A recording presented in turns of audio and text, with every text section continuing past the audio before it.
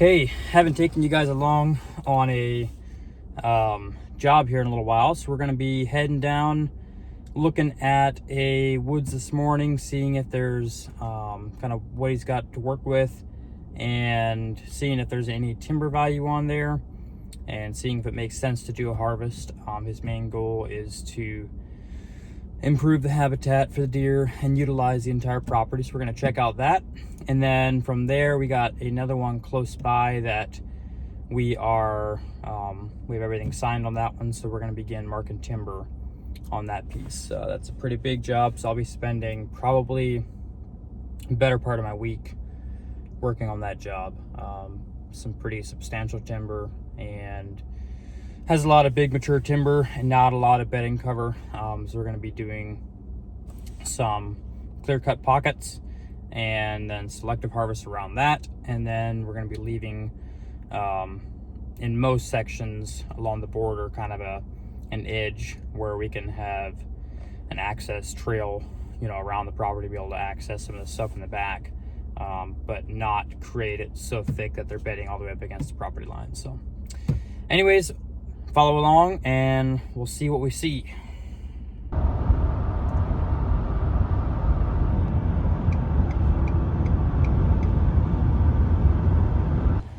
Okay, we just finally got down here to the property. We had stopped by and looked at the other property that client wanted me to check out. Ultimately decided it's probably best in his interest to not do a harvest on that one. But yeah, we're down here on the main one that we're going to be working on, and it'll be several days of marking timber and doing a tax basis and all of that stuff. So it'll be pretty involved, but got the sign in the ground and should be good to go. I'm going to get started on this.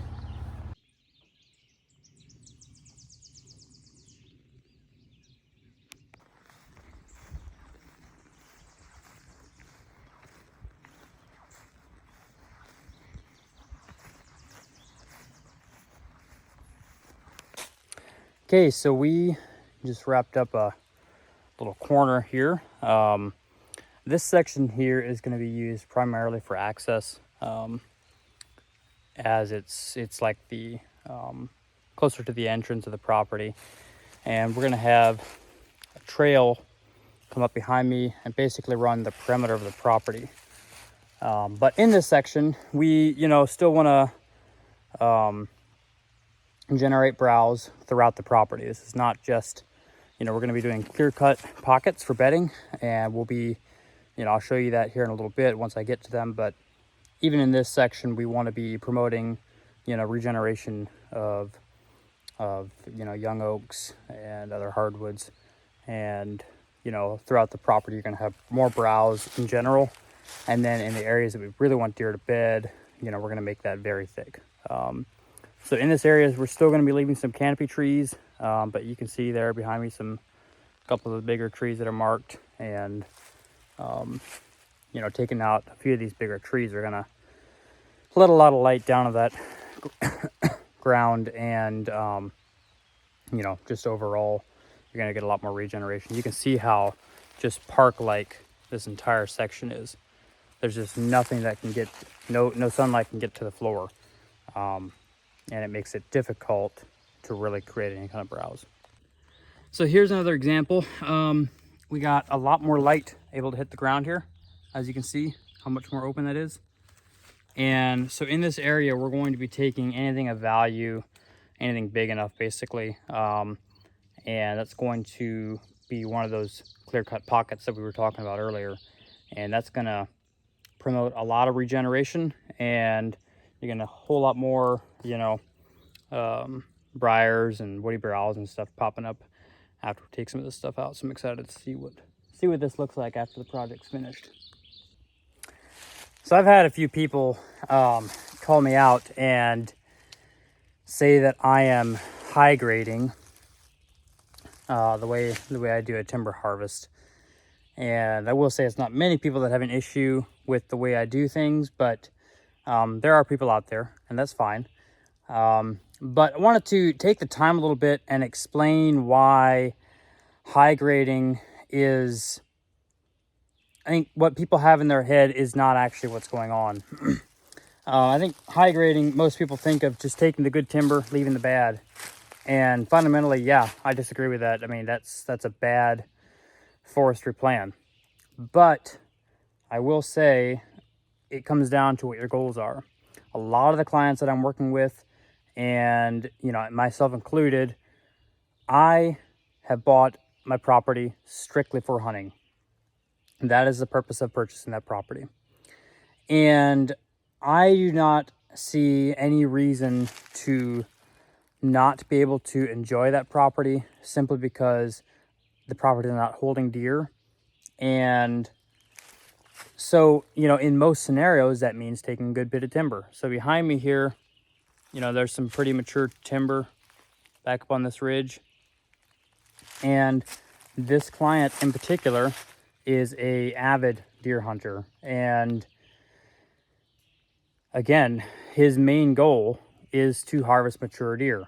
And then secondly, this is also an investment property.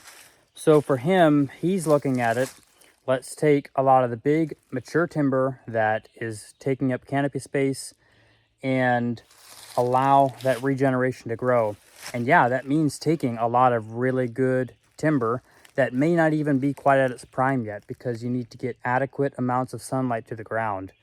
And so if you're looking at it strictly from a management standpoint, no, I would never cut this job or this property as hard as what we are.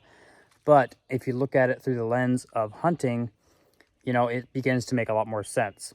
So, you know, I do work with some clients that, you know, hunting is not at all the main objective on the property. They're simply looking to manage the timber.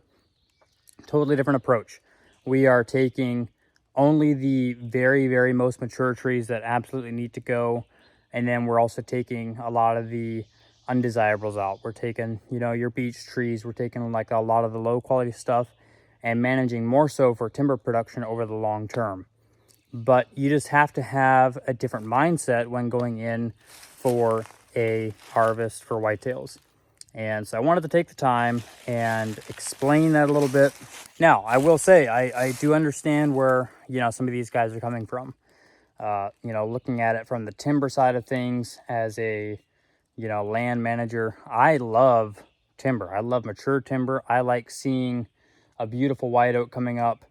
And, you know, honestly, it pains me sometimes to go through and mark a property like this, as hard as what I am, knowing what it's going to look like on the other side.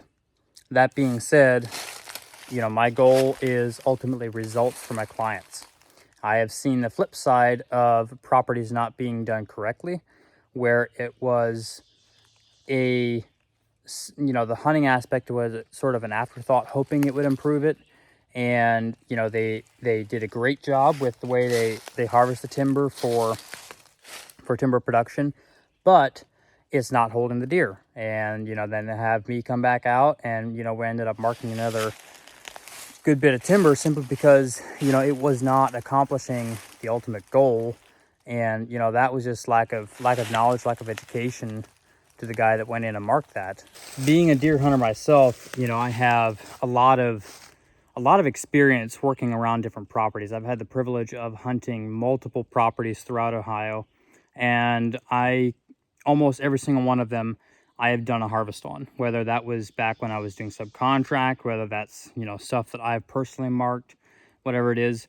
I've hunted a bunch of different properties. They've always been cut out. And I've been able to see, I will say too, I've hunted them before and after they were harvested. And, you know, being able to, in a sense, have experimented with a bunch of different properties and seeing what works and what doesn't, I can assure you, you know, doing a light harvest and, you know, quote, not high grading it's not accomplishing the goal. I mean, it's not holding deer. Your deer are passing through, and you're not creating the browse that needs to be there, and it just don't have results. The best property that I've hunted, we borderline did a clear cut on. That one didn't have a say in how it was harvested. And to be honest, even that was a little bit on the hard side. I think you could have done it a little bit differently, but it has results. I've seen more deer on that one little 55 acres than a lot of the other properties that I've hunted that we've done more selective harvests on. And so it's really neat to see the results, you know, and then also down the road, you know, what's it look like year 1, what's it look like year 2, year 3, and you begin to see trends and patterns that happen over the life cycle of doing a harvest. And so I understand where these guys are coming from. Again, I get it, but at the same time, you have to look at it through the lens of what your goals as a land manager are. And if they are to simply you know, sustainably harvest timber over the long term and, you know, manage for timber production, that is one thing. We can have that discussion. But most of my clients are looking to maximize for deer hunting. Okay, so after we got done marking that piece of timber, we then went back and got the bid sheet together and then send out the bids to, I think we sent it out to like 10 different companies, and ended up getting 6 bids, and we did go with the highest bidder. It was a company that I had worked with quite a bit in the past and know they do good work, so we was excited about that. And so we're kind of waiting right now on the crew to actually move in and do the work. So since recording the initial part of that video, it has been probably a month and a half. Speaking with the mill, it'll probably be a couple more months closer to deer season until they actually move in and do that project. And so my plan is to do a part 2 of this video once the crew actually has moved into the job and we can actually, you know, have some footage of what it looks like for a timber harvest to happen. And again, this is a pretty good sized project, and kind of excited to see the end results of doing this particular project. I really liked how the layout ended up turning out of the different areas with, you know, more selective harvest, and then you had your harder cuts in your pockets. I think it'll turn out really good, and I'm excited to see the end results for this client. I hope you enjoyed the video, and stick around. We'll keep releasing. I'm going to try and get back on a weekly schedule of releasing at 4 o'clock on Thursday. So stick around, hit that notification bell, subscribe, and we'll see you guys next time.